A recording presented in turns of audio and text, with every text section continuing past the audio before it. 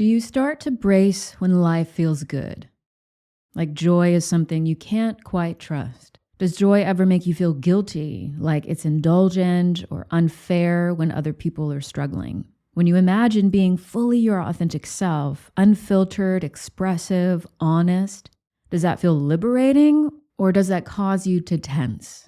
In today's episode, we're going to talk about joy and its relationship to authenticity and why many people don't actually trust joy or feel comfortable in it. There's a direct relationship between your joy and your authenticity. And if you don't feel safe in your authenticity, then you're not going to feel safe in your joy. This is something that I've realized for myself on a deeper level, more distinctly, and that's why I wanted to do this episode. Many people have misconceptions about joy, or their beliefs about joy are distorted through the lens of unresolved trauma. And many people think joy is a form of bypassing, or it's a privilege, or it's just an emotion. But there's so much more to joy. And because joy is so misunderstood, it's elusive to so many people. Everyone wants to experience joy, but for most people, the moment life starts feeling really good, something in them tightens and they start scanning for what might go wrong.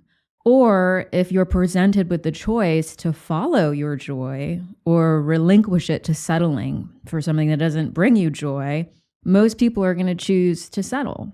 Maybe you felt the paradox of joy too, like when things go really well, you wait for the other shoe to drop. Or you feel like it's just hard to feel joy when the world seems to be a daily dumpster fire. Or you feel like joy is fleeting, something that you get a glimmer of every once in a while, but you can't quite hold on to it. That's the paradox of joy. It's what you long for, but it's often the very thing your body resists.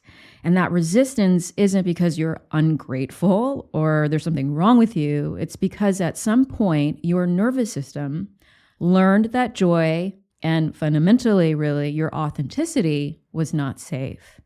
Our relationship with joy mirrors our relationship with authenticity. That means if being your authentic self once resulted in criticism, rejection, or abandonment, then your joy, even though it's your most natural expression of your authentic self, became encoded as danger. Now, from a neuroscience perspective, your brain doesn't differentiate between physical threat and emotional threat. So when you felt emotionally unsafe as a child for being loud or curious, expressive, creative, and you were deemed too much, your brain associated your authenticity and your expansion with danger. So now as an adult, every time you start to expand into joy, that same threat alarm goes off. You brace, you contract, and you unconsciously suppress the very aliveness of your authenticity you crave. But here's the truth. Joy isn't something you chase. It's not something you earn. It's something you remember to feel safe in. Because joy isn't a high. It's actually the natural felt state of coherence. It's what your body feels when you're in alignment with your truth, when you have integrated your healing, when you're no longer performing, defending, or managing your perception, and you're simply being your authentic self 24/7, fully and without apology. That is joy.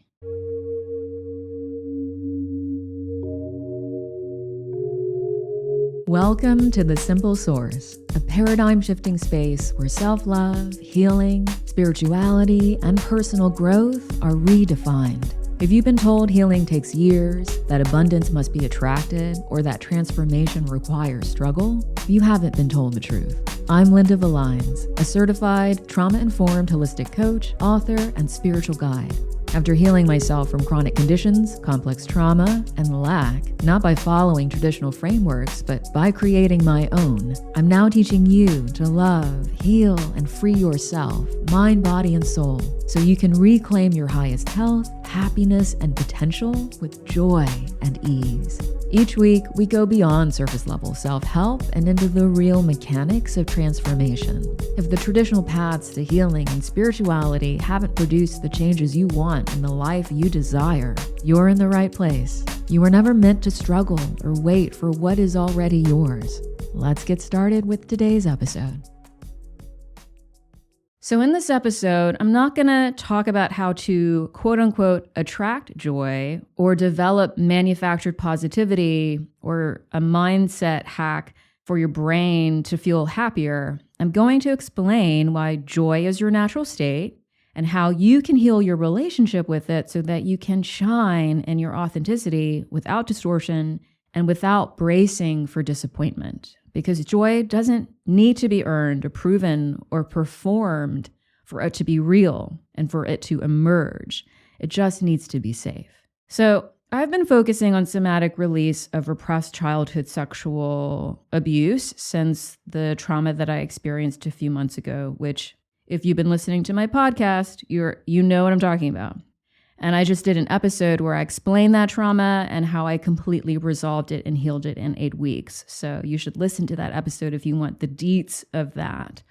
But a few months ago, repressed childhood sexual trauma surfaced, and I've been investing in releasing, meaning the memories of that. When you have repressed memories, that means that those memories were unconsciously hidden and tucked away into the deep recesses of your subconscious, as opposed to suppression, which is when you consciously tuck something away because you don't want to think about it. Repression means you have no awareness of that. It's just an innate survival mechanism.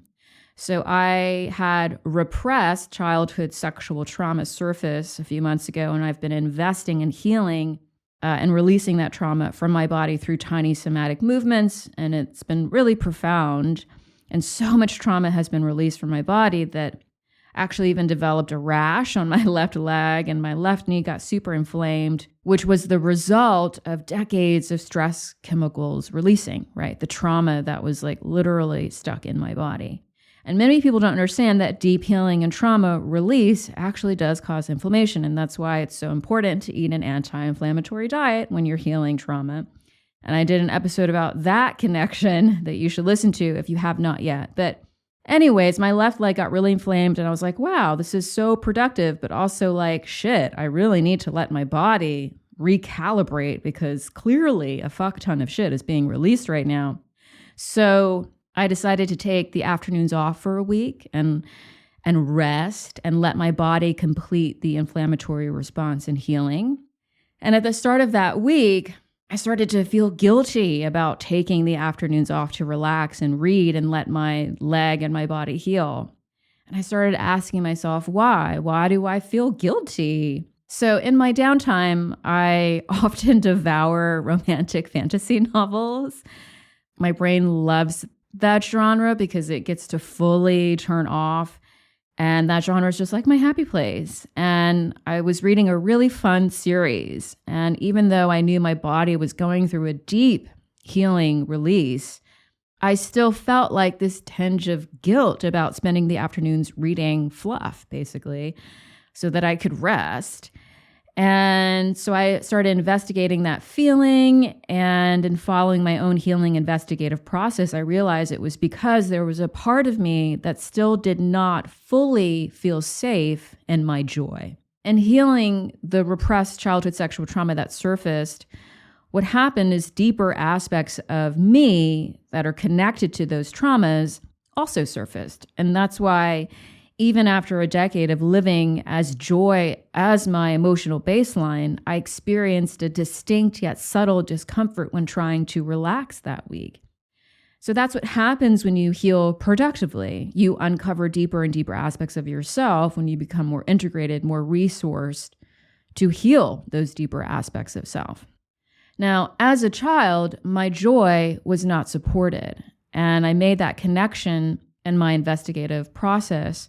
And my joy wasn't supported as a child because my authenticity wasn't supported. That's what I realized. I was the black sheep of my family. I still am the black sheep of my family. So I was creative, artistic, loud, and my parents shamed me for being that way. They rejected my dreams to be an artist. They told me it was pointless, and that meant that my joy was not only not supported, but it didn't feel safe because my joy was the result of my authentic self being expressed. And every time I expressed my authenticity, which was directly connected to my true joy, it was denied. It was rejected, criticized, shamed.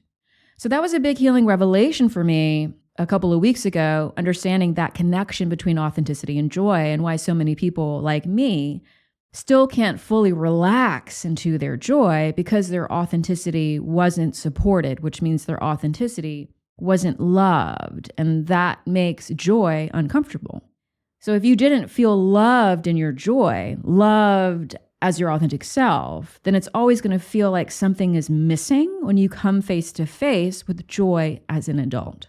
So I want to start this episode by redefining joy, because most of us were never actually taught what that is. We were taught to confuse joy with happiness, like it's just happiness times 10 or something, but happiness is an emotion. It's a chemical spike of dopamine, serotonin, oxytocin. That chemical spike rises in response to something we like, something that pleases us. And so, yeah, happiness is beautiful, but it's temporary as an emotion. Joy, on the other hand, isn't just a fleeting emotion. It's so much more than that. It's the felt sense of safety and stability in our authenticity and coherence. That is how I define joy. Joy is what you feel and experience in coherence, which is when your mind, your body, your soul, your truth come into harmony with your highest self. It's the felt sense of alignment when you're not at war with yourself, because there's no internal argument. There's no pretending. There's no efforting to manage perception or to prove yourself. You're simply being your whole and true authentic self. And your mind, your body, your soul as a system then exhales with joy. Now, research on heart-brain coherence, especially from the Heart Math Institute, reveals that when our thoughts and emotions and actions are aligned, the body's electrical and magnetic systems literally synchronize. That means your heart rhythm evens out, your breathing deepens, your brain waves harmonize. And that internal synchronization produces a measurable state of calm, clarity, presence, and connection. And the subjective experience of that physiological coherence is what we call joy. So joy doesn't always look like laughter or euphoria. It can be heightened in those moments. But for me, I've learned that true joy is often quiet. It's that grounded sense of harmony with yourself. It's a freedom of aliveness when you're completely honest with yourself, when you're not performing, pleasing, or proving. It's how you feel when you stop fragmenting yourself between who I am and who I think I should be. And that inner reconciliation is joy, because it is your truth, which is your authenticity. And from an energetic perspective, that's the state of higher resonance. Like literally when your frequency raises because you are not operating in density and distortion. When you radiate from your inner truth and your outer expression matches that. That is vitality, friend. And in that coherence, your energy flows freely. Because again, it's not contending with density or distortion. That's why peace and connection and vitality are effortless byproducts of living in coherence and living in alignment with your highest self. You're just naturally joyful then. It's not something you have to chase. It's not something you have to manifest. It's something that naturally emerges when you return to integrity with yourself. Joy is not something you find. It's not something you have to magnetize. It's what you feel naturally when you stop betraying yourself and stop conforming to collective distortion. One of the most deeply rooted distortions in the collective is the belief that joy is earned, that joy is something we receive once we have done enough, healed enough, helped enough, or proved ourselves enough. Like I'll feel joy when I finally figured everything out in my life, or when I've worked harder to achieve success, or when I've become more lovable by healing myself. But the truth is, joy has nothing to do with worthiness. Joy is not moral currency. It's not something the universe hands out as a prize for being good. It's actually your biology's way of keeping you alive and balanced and connected. And we're going to get into that a little bit later. But From a psychological perspective, the belief that joy is earned comes from childhood environments where love and approval and peace were conditional, meaning only available when you performed, pleased, or achieved. And so your nervous system learned that, okay, I'm safe when I'm good. And so then joy, which can be understood as expanding into the feeling of love when you are aligned in your truth and authenticity, becomes suspicious because that freedom of love was conditional and thus unsafe. And so then you internalize the idea that joy is something that you have to justify rather than something that you can simply allow. And we're going to talk more about the childhood conditioning around joy and authenticity in a moment. But biologically, joy is actually how your body restores itself. When you experience genuine joy, your vagus nerve signals safety throughout your system.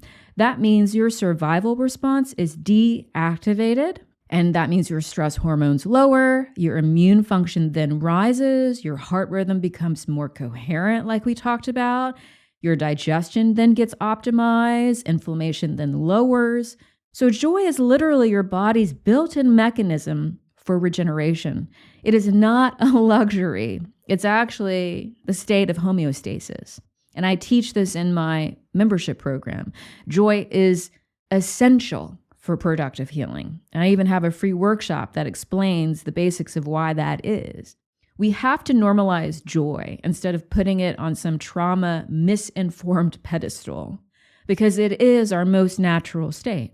It doesn't require cosmic permission. It doesn't measure your past or your productivity. It simply emerges when you're not restricting your own life force by pretending to be someone you are not.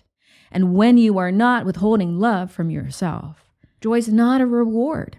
It's your natural design, encoded in your biology, encoded in your mind, body, soul system. Because as children, before adversity, and before being subjected to the unresolved traumas and insecurities of our caretakers, joy was our most natural state.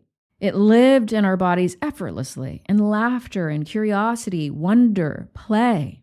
We didn't have to earn it. We didn't have to think about it. It was just simply how life moved through us when we were being our authentic selves, when we were free. But for so many of us, that joy, that pure authenticity of being, wasn't always safe because maybe our excitement was criticized as too much. Maybe our creativity was dismissed. Maybe our playtime was micromanaged and controlled, so it wasn't really free. Maybe our natural expression was met with silence or criticism or even punishment. That was certainly all my childhood.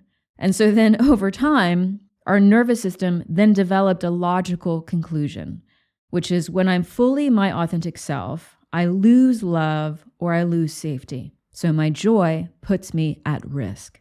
That adaptive conclusion, despite being made for survival, made by a child who fundamentally needs to feel loved, safe, and belonging, like every single child in existence, then rewired our sense of safety. And so now the brain's job is to protect us. That is its number one priority. Unfortunately, it's not to make us happy. And so our brain protects us through pattern recognition. And so it learned to equate familiarity with safety, even if the familiar was tension or emotional dissatisfaction or suppression or self-abandonment. So then as adults, when things feel peaceful or joyful, our body can actually interpret that as unfamiliar and therefore unsafe. And that means you start to subconsciously maintain what feels quote unquote normal, even if that quote unquote normal limits your expansion, because your subconscious is constantly scanning for danger. And if safe, joy, and authenticity is not the conditioned norm, then you're going to brace for them as an adult or resist them. Not because there's something wrong with you, but because that's just how your biology believes it's protecting you. And this is why so many people feel an invisible ceiling around joy. They've internalized the idea on a subconscious level that being authentic and joyful threatens their safety and belonging. And so they overfunction, overgive, overcontrol, do whatever it takes to stay in relational safety, even though it's costing them their joy and their authentic selves. So what you need to understand in healing your relationship with joy is that your nervous system isn't trying to sabotage your joy. It's just protecting you based on outdated information. And healing your relationship with joy requires you to update that information. That means creating new experiences of safety around authenticity so your system learns that it's now safe to be who you are. And then that is when joy also starts to feel safe. And we're going to get into that a little bit more in a bit. But first, I want to talk about the spiritual aspect of this, because authenticity and joy are innately spiritual concepts. Because joy isn't just chemistry. Again, it's coherence, like I said before. But I want to unpack that now so that you understand why healing your relationship with joy and authenticity is like really essential for your spiritual health and evolution as well. Joy is also fundamentally evidence that your healing has been integrated, because you experience joy when you are living in coherence. So when your nervous system completes its survival patterns, its stress cycles, meaning when it learns that it no longer needs to brace or defend or earn safety, when you resolve your traumas, when you stop glorifying stress, when you stop showing up for life as your wounded false self, what naturally emerges is joy. I've talked about this in a couple episodes regarding emotional freedom, but you don't need to pretend to be joyful. You don't need to rehearse joy in order to magnetize joy. You only need to release the density and distortion that is on top of the joy, because joy is your natural state of being. That density and that distortion is outdated conditioning, trauma conditioning, wounded beliefs, suppressed emotions, fears, everything that we've been talking about. And so all the wounded beliefs and trauma-based nervous system patterns that are rooted in the lie that your authentic self is not safe or lovable and your joy must be earned, that is the density and distortion that's outdated. So when you heal all of that, you release those patterns in your body, that's when joy naturally emerges, because nothing is being managed. You're not performing peace. You're not manufacturing gratitude. You're simply inhabiting your truth. And then your system reorganizes. And that's when you're like, oh, this is what wholeness feels like. Joy is the result of your mind, your body, your soul operating as one holistic, harmonious system. From a consciousness perspective, that coherence literally expands your perception. Because when we experience authentic joy, the brain produces more gamma wave activity, which is the same pattern seen in states of deep meditation, creative flow, and awakened or enlightened awareness. And so gamma synchronizes different brain regions that usually function separately, and then it creates cross-network integration. So in other words, joy doesn't just feel good because it's us stretching freely into our truth and authenticity with love, but it literally expands your consciousness. It allows you to see reality from a unified lens rather than through the distorted filters of fear or self-protection. And this is what mystics mean by oneness. It's the collapse of internal separation experienced through your body, through your consciousness. That's when your inner world and outer world align, and life starts responding to that coherence with synchronicities, with ease, with flow.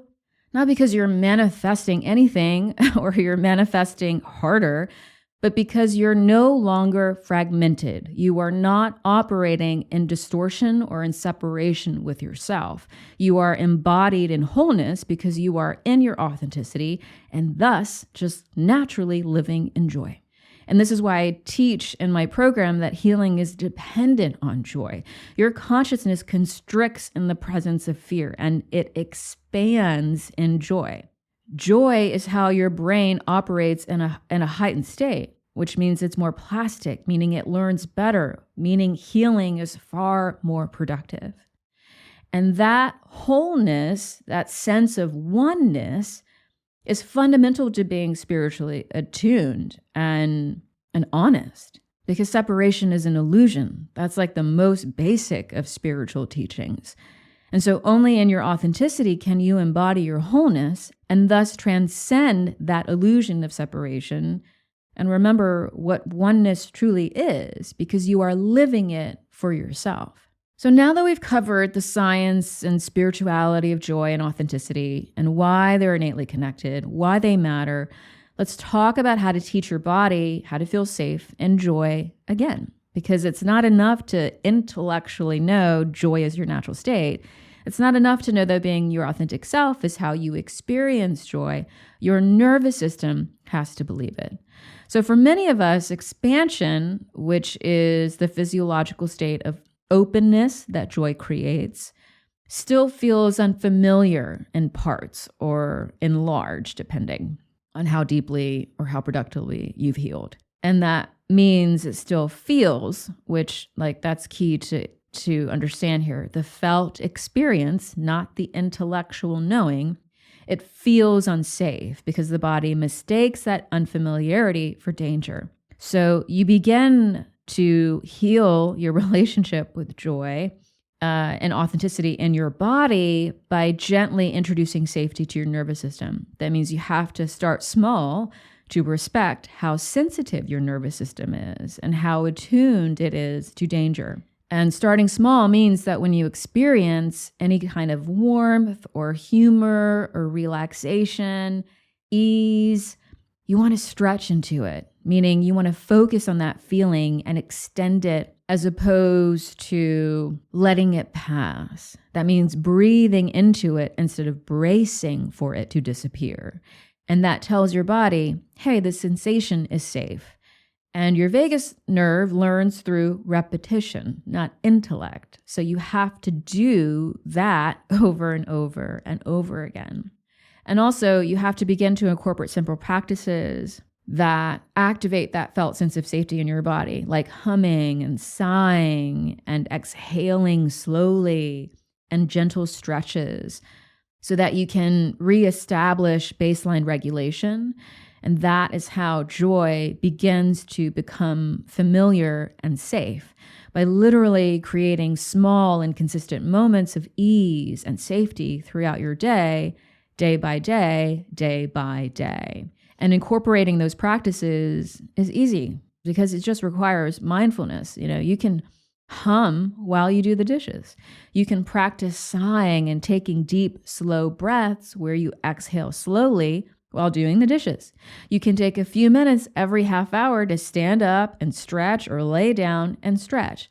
None of that is like rocket science. None of that requires you to purchase anything. None of that requires an exorbitant amount of energy. And all of that intentional regulation tells your body this moment of relaxation, this moment of ease is safe, and I can stretch into it. I can expand into it.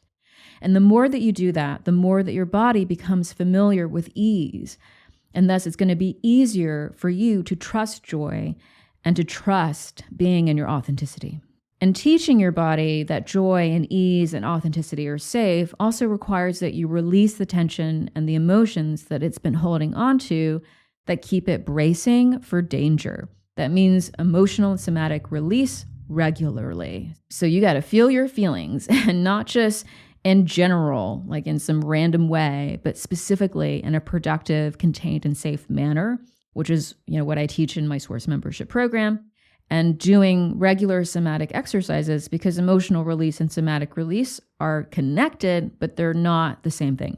There are different types of somatic exercises, so you need to experiment with what works best for you, for your specific situation. And, those are all also throughout my Source membership program. But your mind needs reprogramming too, just like your body. And so that means you have to invest in rewiring the beliefs that associate joy and authenticity with rejection, shame, abandonment, and trauma. And that requires you to first develop self-awareness. And you develop that by investigating your patterns around joy and authenticity so that you can identify what beliefs are underneath those patterns. What fears do you have about joy and authenticity? Where do those fears come from?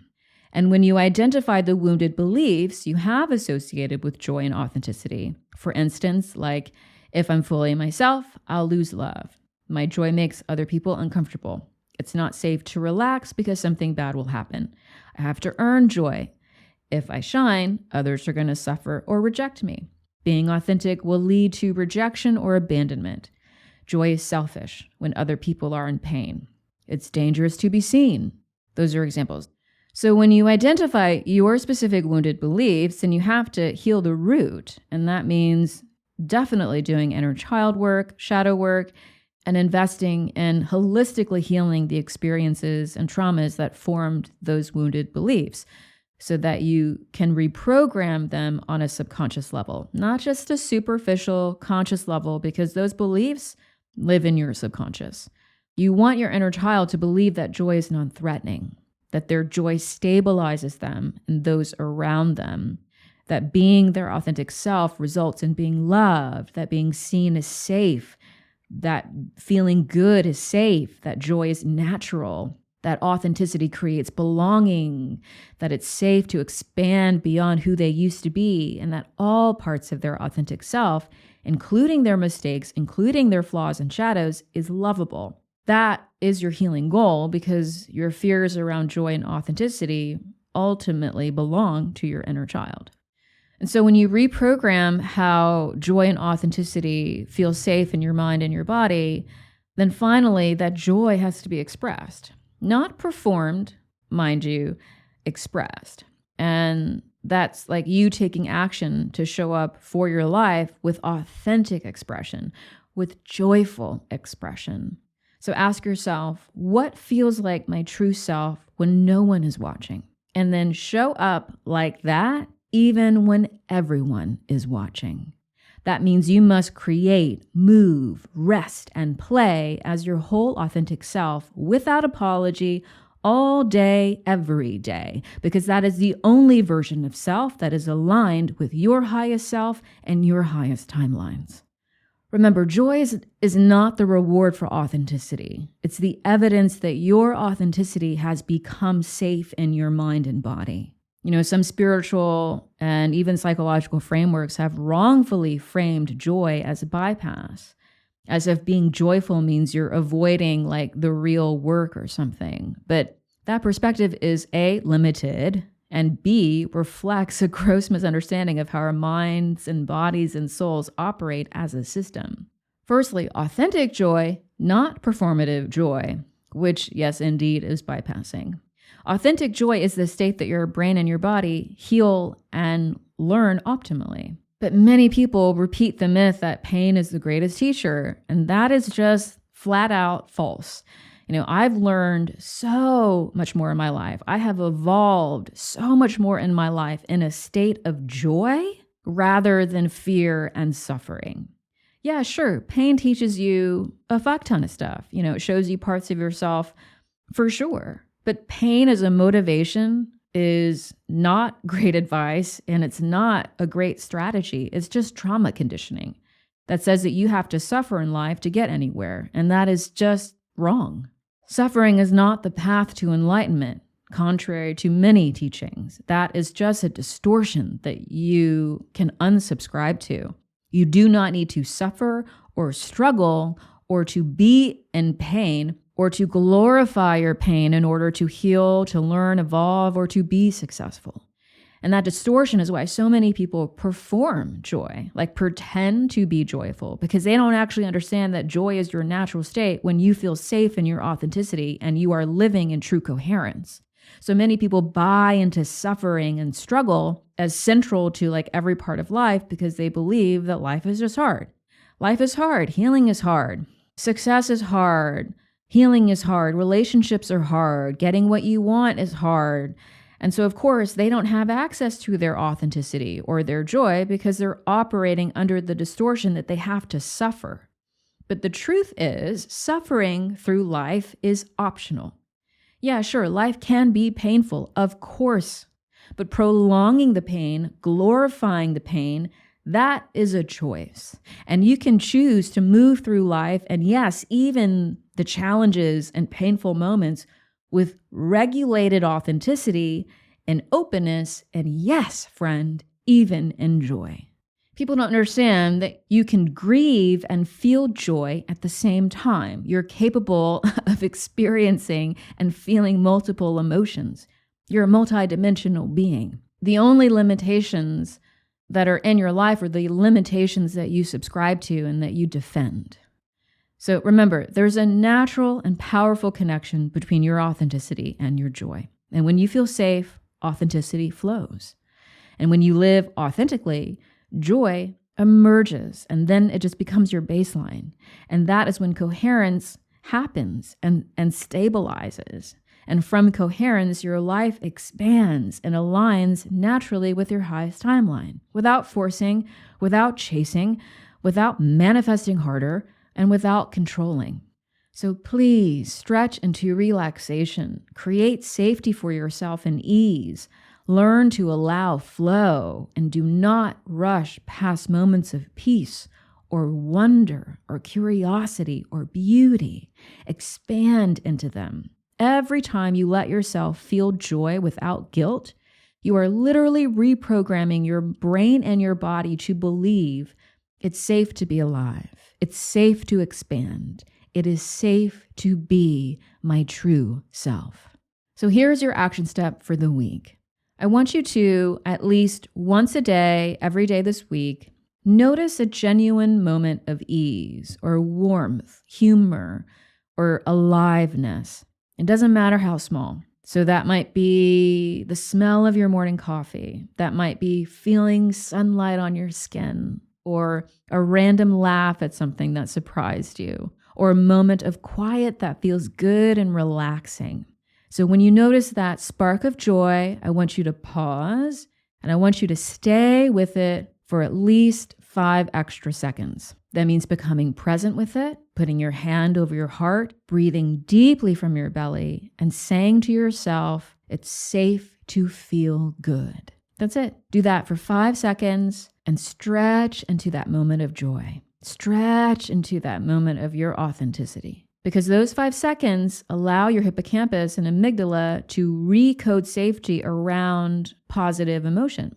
You're teaching your brain that expansion and joy are non-threatening. And it's a simple practice, but if you do it at least once every single day this week and ongoing, hopefully, it's going to anchor joy in your presence. It's going to turn it from a fleeting emotion into a state of stable coherence. You know, most people try to chase joy in really big ways. But again, joy is often quiet, small. And that is important to train your nervous system to feel safe in.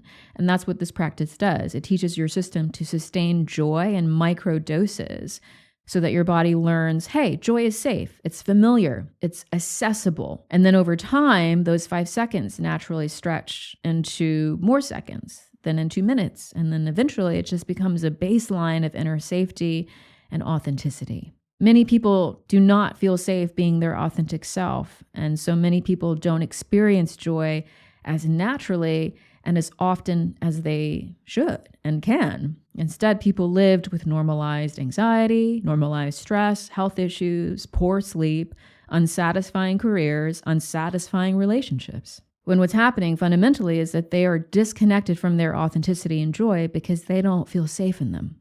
So many people put on facades of being happy or content, but meanwhile, their authenticity is suppressed and they've settled in nearly every area of their life. And it's not because there's something wrong with them.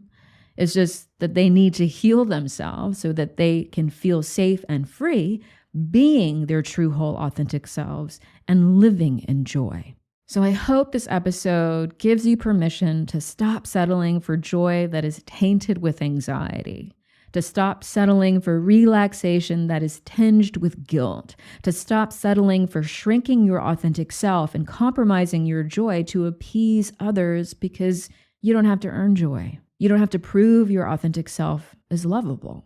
Your true self is perfect as they are. And I hope you heal and love yourself enough so that you can finally relax into that truth.